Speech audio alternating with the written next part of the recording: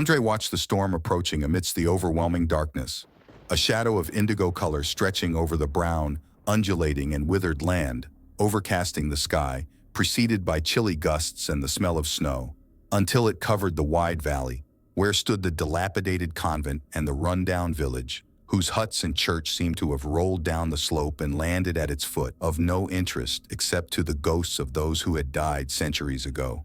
Andre huddled against the wall behind the ruined tower, trying not to lose sight of the group of women and children huddling together, shivering in the cold, their outlines disappearing amidst the hailstorm that, in early November, already heralded winter.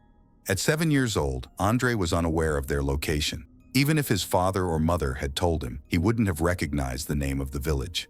His father had always dragged his small family from one end of the country to the other, and Andre confused the names of the towns and the geographical details. The only piece of information branded into his brain was the year they were in, and only because everyone they met, and whom his father deemed worthy of conversation, tried to decipher what that year foretold, ever since news of the bloodweddings in France had reached that remote corner of the kingdom. "The Catholics and the Protestants are massacring each other," his father said in a low voice, for only Andre and his mother to hear, but still throwing a defiant smile at the group sitting in the inn, listening with horrified expressions to the traveler's account of the massacre of the French Protestants. "It was about time. At least now those superstitious bastards will leave us alone, and we can devote ourselves to our science." "Is alchemy a science?" Andre had asked. "Not only is it a science, my son," his father replied.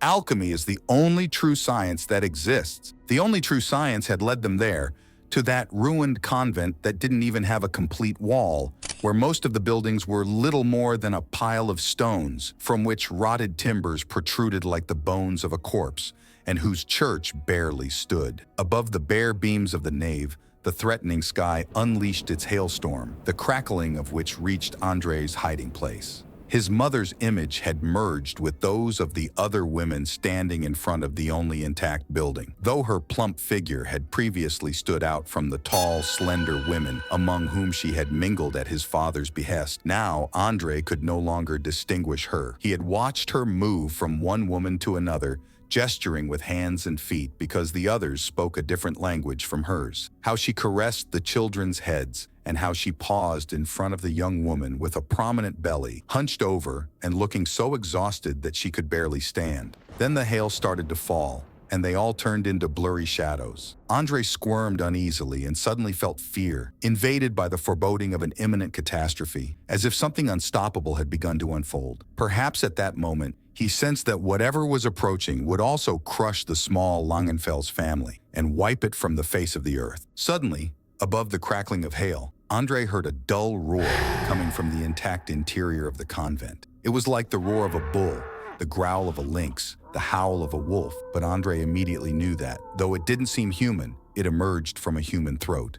Fear gripped the throat of the child hidden behind the convent wall. He wanted to warn his mother with a shout, but remained silent. He wanted to run to find his father, but his legs refused to obey. The dark and soaked figures remained motionless, listening intently. The inhuman scream did not cease, even as the first cries of the group of women began to echo. Andre barely glimpsed what was happening. If he had been older, the experiences that had become familiar to everyone in such times would have provided him with the correct images, so it was his imagination that offered him the images his eyes refused to see, but it did not diminish his horror. The shadows fled in all directions, pursued by a larger shadow wielding something that struck one of the thin figures fleeing. It shrank and fell to the ground. The noise, the blows, and the darkness confused his perception. Perhaps the figure begging for mercy with arms raised was only a mirage. "Pitié, pitié, don't do anything bad!" And perhaps the enormous shadow that continued to strike until the pleading arms fell lifeless was only a phantasm. And maybe that sound that reached Andrzej above the cacophony of screams,